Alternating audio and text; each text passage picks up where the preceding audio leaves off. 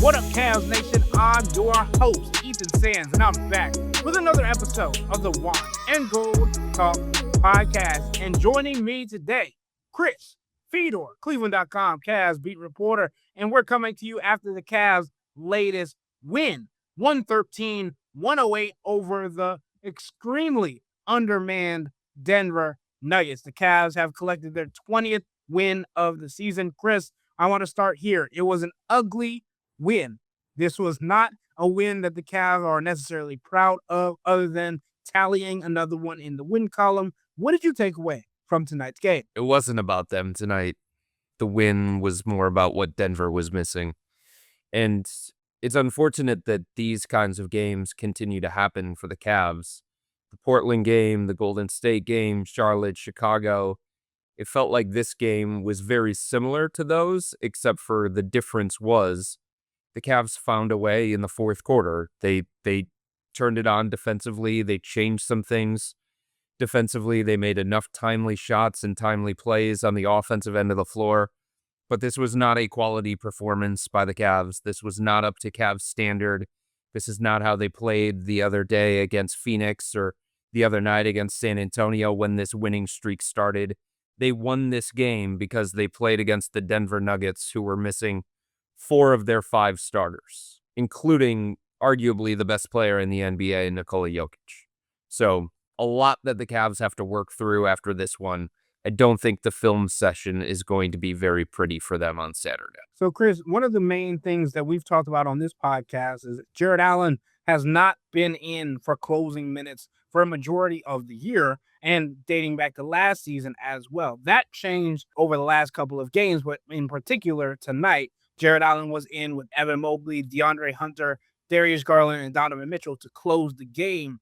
What did you think about how the Cavs were able to use that lineup, but in particular, Evan Mobley and Jarrett Allen have such a significant advantage in the painted area against a Denver Nuggets team that was not only without Nikola Jokic, but also without Jonas Valanciunas as well. Those two guys being out, the Denver Nuggets didn't really have a true center, and Jarrett Allen and Evan Mobley both only had 8 points. They combined for 25 rebounds. Did you think that they took enough advantage of this matchup? No, not at all. I mean, if you would have looked at the game going into it, Ethan, you would have said, okay, the Cavs can probably score about 70 points in the paint tonight. They have a distinct advantage.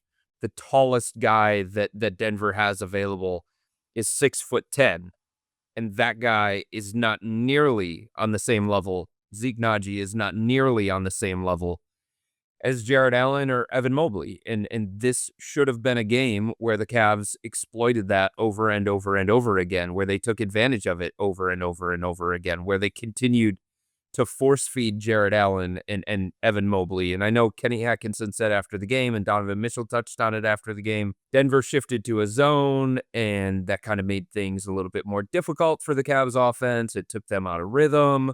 They didn't have any opportunity to go to some of their pick and roll stuff that is so advantageous for somebody like Jarrett Allen. Yeah, I mean, I do get that to some extent, but I just don't think you can allow a team like Denver to dictate terms like that. In the third quarter, where the Cavs almost gave the game away, where they were outscored 38-26, they took like 23 shots early in that quarter, and 14 of them were from three-point range against a team that had no centers, no NBA quality center playing, no NBA quality center that was available. And Jarrett Allen's supposed to be one of the most important players on this roster, and Evan Mobley is supposed to be one of the most important players on this roster. So I do think they need to continue to make it a point of emphasis to get Jarrett involved and keep him involved throughout the course of the game, and get Evan involved and keep him involved throughout the course of the game. And the Cavs certainly didn't do enough of that throughout all 4 quarters. I do think it was interesting that Kenny went back to Jarrett in the fourth quarter. It worked. He got a man-sized rebound, an offensive rebound that led to a dunk that gave them a 4-point cushion late in the game. That was really, really important. I do feel like, he was able to protect the paint, and Evan Mobley was able to protect the paint as well, and allow the Cavs to blitz Jamal Murray and be comfortable enough sending that second defender at Jamal Murray I also think that some of this had to do with the fact that Jalen Tyson didn't have a great game. He didn't have a huge impact on this one, so it was easier for Kenny Atkinson to justify going back to the two bigs. And this is why I've said throughout the course of the season, Ethan, when it comes to these fourth quarter lineup decisions, it's situational, it's game flow, it's matchup related, it's what are the circumstances surrounding going to Jarrett, going away from Jarrett, going small, going big, whatever the case may be. What does the situation call for? What's the feel of the game at that given moment? And I think Kenny Atkinson made the right call to go to Jarrett Allen because I do think he had a positive impact in the final 4 minutes of this game, even though, like I said, they went away from him and they went away from Evan a little bit too much, considering how much success they were having around the rim. At one point in the game, I think through the first 3 quarters of the game, there were 17 of 21 shooting on rim attempts. Like, that's what they should have done against Denver, and they should have done that over and over and over again because they just didn't have the capable bodies to deal with what the Cavs should have been able to do offensively. Just to correct myself slightly, Jarrett Allen and Evan Mobley combined for 23 rebounds. But what I'm very intrigued by was Jarrett Allen after the game saying it wasn't his turn. If there was a time for it to be your turn, it was against the Denver Nuggets without Nikola Jokic and Jonas Valanciunas, right? And he said he was trying to make the right play, make the right reads, and he did. Blake Griffin on Prime Video highlighted this after the game as well, just how Jarrett Allen caught a pass and immediately shifted it to Lonzo Ball in the corner. And yes, we'll get there in a second. But that's something that Evan and Jarrett have been doing better this season. They've been more of a passing threat when it comes to getting the ball in the half roll, getting in the pocket. But I think they also have to get back to their offensive domination where Jarrett Allen and Evan Mobley are reliable with the ball in their hands. And Kenny Atkinson talked about this a little bit after the game, how he was dissatisfied with how they were handling the rock. Obviously, Jarrett Allen had 2 turnovers in tonight's game. Evan Mobley missing shots because he couldn't hold on to the ball. These kinds of things can't happen for guys that are supposed to be so reliable with the ball in their hands. And something that we've praised them for on this podcast is just having the soft hands and being able to keep it in their possession. But Chris, I think the next portion of this is Lonzo Ball getting reacclimated after 2 games off, being DNP, coach's decision. What did you see? And obviously, with Sam Merrill and Dean Wade being out, it made sense for them to try and go to Lonzo and for Kenny Atkinson to, at the beginning of the first half, try and find someone capable of slowing down Jamal Murray because he was torching them. He had 28 points in the first half alone. What did you see from Lonzo Ball, the decision that was made, and how he reacclimated himself after having 2 games off? Well, Kenny didn't have a choice, but I think this speaks to something bigger, Ethan. I think this is how the Cavs should use Lonzo moving forward. This is the role that he should have. They gave him a consistent role coming off the bench at the beginning of the season, and he didn't do enough with it. He wasn't impactful, not consistently anyway, and he wasn't doing the things that Craig Porter Jr. is doing for this team. So I think at some point you had to reward Craig Porter Jr. for all of the things that he was doing in the way that he was impacting the game. But this is what it's going to have to be for Lonzo. Are guys going to be missing? Then if so, you go to Lonzo because he's been pushed further down the depth chart. And if he's guy number 11 or guy number 12 in this rotation now, because other guys have just been better than him this season, then this is what it is. Your turn comes when circumstances dictate that. Your turn comes, and then you have to make the most of it, but your turn comes when other guys are missing. His turn can't come at the expense of Craig. It can't. His turn cannot come at the expense of Naquan Tomlin. His turn can't come at the expense of Jalen Tyson or Dean Wade. So when this team is at full strength, I don't think there's room for this version of Lonzo. He just hasn't been good enough. Like, this is what it's going to have to be until he hits shots consistently, until he stops turning the ball over, until he has a consistent impact on the defensive end of the floor, getting in the passing lanes, being disruptive, blocking a shot the way that he did in transition. These spurts of Lonzo excite you, right? And Kenny Atkinson was talking about how, he started flashing forward to the playoffs and seeing Lonzo guarding whoever it may be on the other side, like it was Jamal Murray tonight. He sees Lonzo getting in the passing lanes. He sees Lonzo with these hit-ahead passes to increase the pace of the offense. And I totally understand where Kenny's coming from. That was the vision that this front office had when they acquired Lonzo for Isaac Okoro this offseason. They were thinking about that too. But he just hasn't been good enough throughout the course of this season to justify giving him minutes or a consistent role when this team is close to full strength. Because he's been outplayed by some of these other guys on the roster. I give him a lot of credit. It's hard to go from back-to-back DNPs and then all of a sudden a couple guys are missing and then your number is called and then you've got to make such an impact in a short amount of time. He probably was going to have a very short leash, but for him to make that kind of impact, for him to respond to what is basically a soft benching, there's no other way to put it, for him to be professional and stay engaged and continue to talk through different things behind the scenes with Craig Porter Jr. and some of these other guys and be that quote unquote veteran in the locker room and do whatever it's going to take for this basketball team to be at its best or win games. And sometimes that's going to be with him. Sometimes that's going to be without him, and have that level of understanding and that level of maturity. He deserves a lot of credit for that. But he also has to understand that this is his role. And that if Craig Porter Jr. is going to be more consistently impactful, and he has been since Kenny Atkinson decided to make the switch, Craig has been great. He was again tonight. His fingerprints were all over that 7-0 run at the beginning of the fourth quarter. He helped them win the game in San Antonio in the fourth quarter. So, there has to be, and there is, from Lonzo, and I give him credit for this, there has to be an understanding, and there is, that he's just going to have to wait his turn, and that his number is not going to be called every single night. But when it is, can you find a way to put your imprint on the game? And he definitely did that tonight. The other thing I think tonight showed, Ethan, is that he had fresh legs. His shot didn't look as flat. He looked to be moving a little bit better. So if there's somebody who's going to benefit from multiple days off in a row, it's probably Lonzo.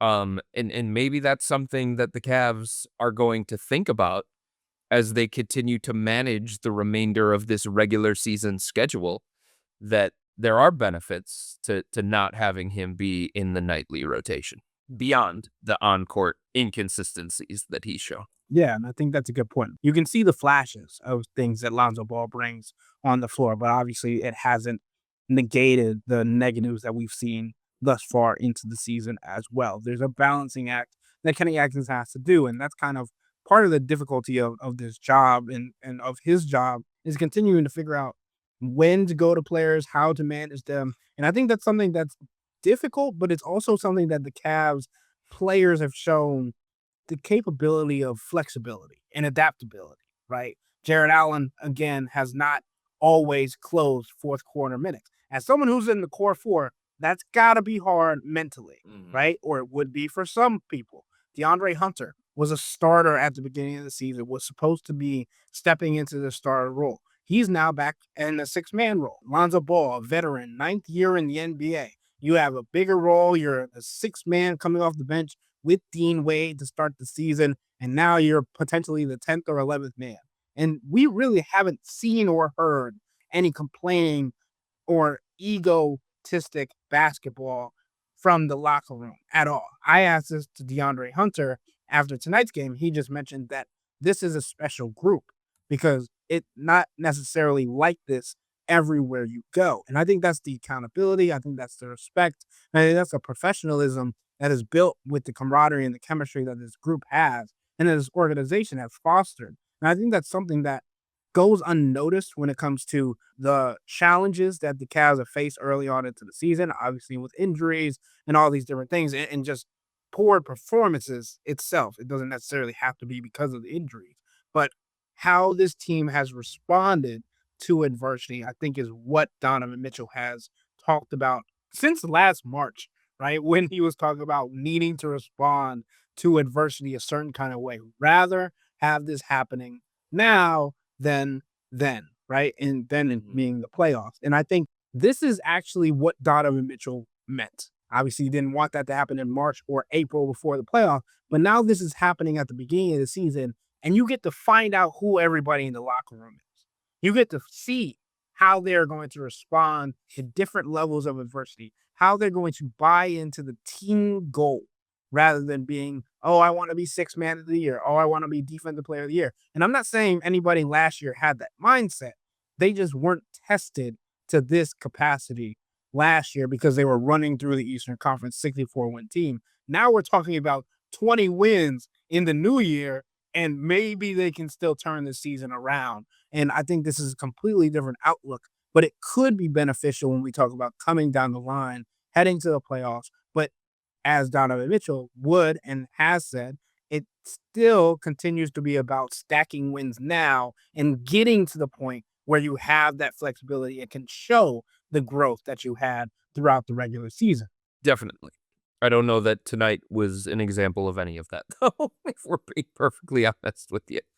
It just shouldn't have taken what it took in order to beat this version of the Denver Nuggets. In saying that, like, Kenny's got to be careful, too, in terms of not getting caught up in recency bias, saying, like, hey, Lonzo stepped forward, he made a couple of shots, he made an impact on the game. Okay, I'm going to put him back in the rotation. There's just not room for him. Like, if we're being honest about it, and we're being, and that's part of what a coach is responsible for, an honest evaluation of what has transpired here and why things have transpired here. And this 3-game winning streak, part of it is the lineup decisions that Kenny has decided to make. The difficult ones, the delicate ones. He has played guys who have been more impactful. It seems like a no-duh thing, right? But their numbers on-off with Naquan Tomlin are significant in the positive. Their numbers on-off with Craig Porter Jr. are in the positive. Their numbers on-off with Lonzo Ball are negative. That's the way it's been throughout the course of this year. So it's not trying to pick on Lonzo or anything along those lines. These are hard decisions that all coaches have to make. But if you're going to play 10, you've got to find the right 10, right? You've got to reward the guys who are making a difference. And I don't think it's a coincidence that this 3-game winning streak has tied into Kenny making those decisions, bringing DeAndre off the bench, right? Putting Craig Porter Jr. in the rotation, taking Lonzo out of the rotation for the most part, going to Dean Wade in the starting lineup. Now, that was done a lot earlier. That was done, 8-9 games ago or whatever. But that also coincided with the Cavs playing a little bit better, finding more of a defensive intensity, finding more of a defensive identity, all those different things. So if Dean plays on Sunday, and everything that my source tells me is that the belief is that he should be able to play on Sunday, and if Sam plays on Sunday, then you have to continue to stay true to what you believed a couple of games ago and say, you know what, Lonzo, thank you for the impact that you made against Denver. It was a great impact. We probably don't win the game without you making that kind of impact coming off the bench. That was your contribution, but just because you had that contribution doesn't mean you're getting this opportunity moving forward. You're going to have to wait your turn. And it's a hard situation for Kenny to be in, but if he's going to play 10 and he's going to be committed to 10, there are 10 guys that deserve it more at this point in time, just based on what has happened throughout the course of this season. And Chris, we've talked about Craig Porter Jr. in bits and pieces here and there over the last couple of podcasts, but I think one of the things that the Cavs have wanted and needed is dribble drives, Yep. penetration to the paint, and Deep. creating facilitation through there, right? Drive, kick, swing, the ideal offense for the Cleveland Cavaliers, and something that Kenny Atkinson has raved about. And yet it took this long for Kenny to be like, hey, you know who does that? Craig Porter Jr., right? And obviously it's not the same way, but we knew this when the Cavs signed Craig Porter Jr. to a standard contract. He knew his game then. He knew who he was. He knew his spots. He knew his dribble packages. He knew how to attack defenses. And I think, especially with Darius on the bench at points, having Craig Porter Jr. as a second guard, even though he plays bigger than 6'1", 6'2" on the defensive end, that allows the Cavs to alleviate some of the stressors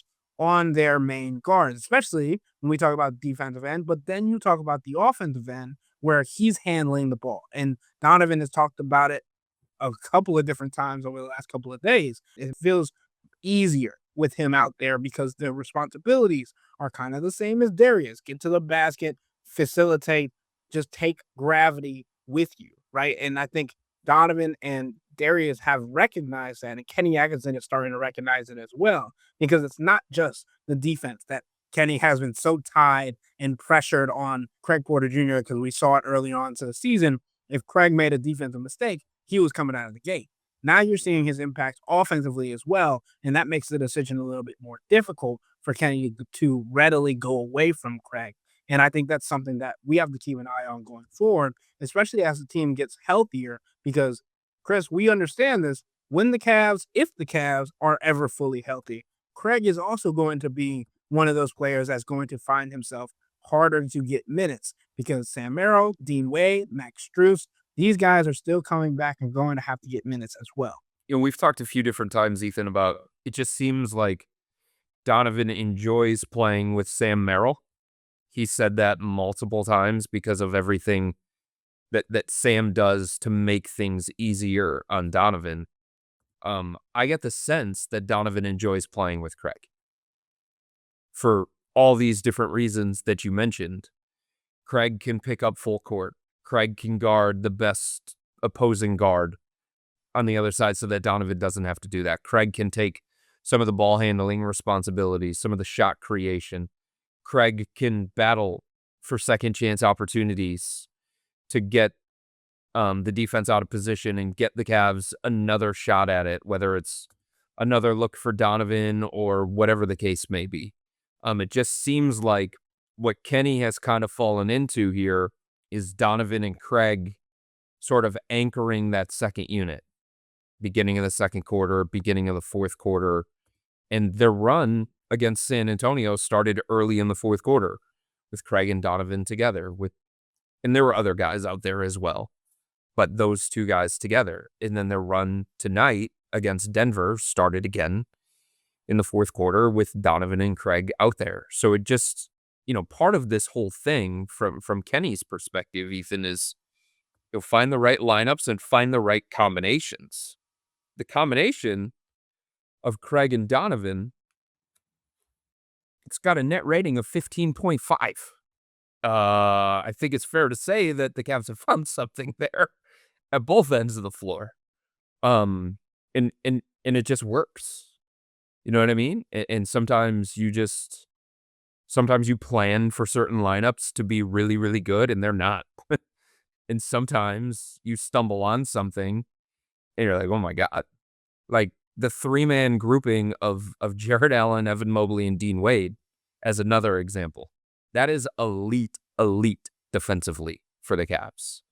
And it has been for a long time. The duo of Donovan Mitchell and Craig Porter Jr., that's the one that's capable of erasing leads, or that's the one that's capable of extending leads. And it's been that way for the last week and a half. And I think Kenny being a numbers guy, and Kenny having enough data that he thinks is meaningful to this point, because it's no longer a small sample size, I think he's going to keep leaning into this duo And I think he's going to have to keep leaning into this duo because it's one of the most effective tandems that the Cavs have. We saw tonight that Craig Porter Jr. was checking in with DeAndre Hunter as the first two off the bench. So I think there's a realization that it's happening. And to your point, Chris, sometimes it's an uncomfortable realization because we've heard from Kenny Atkinson multiple times this season, like, maybe I should have done this. Maybe that player is duly upset about or could be upset about this or that. And I think Kenny has recognized this, but sometimes he hasn't done so in time. And now we're seeing it come to fruition where a decision is being made, where you're seeing the success bear fruit. And I think that's important, especially for this team. And especially during this stretch where they're winning games, even ugly wins, and heading into a contest against the Detroit Pistons on Sunday, which is going to be physical, which is going to be muddy, which is going to be very interesting to watch, especially after tonight's game and how the Cavs have handled games against physical teams during this season and in past years as well. You can look back to the Houston Rockets game if you really want to, but there's tiers to this, there's levels to this, and we know that the Cavs want to make a statement on Sunday against J.B. Bickerstaff and the Detroit Pistons where they can walk away with a W at their home court and see where they stand in the Eastern Conference better than maybe what their record says. But with all that being said, that'll wrap up today's episode of the Wine and Gold Talk podcast. But remember to become a Cavs insider and interact with Chris, me, and Jimmy by subscribing to Subtext. Sign up for a 14-day free trial or visit cleveland.com/Cavs and click on the blue bar at the top of the page. If you don't like it, that's fine. All you have to do is text the word STOP. It's easy, but we can tell you that the people who sign up stick around because this is the best way to get insider coverage on the Cavs from me, Chris, and Jimmy. This isn't just our podcast, it's your podcast. And the only way to have your voice heard is through Subtext. Y'all be safe. We out.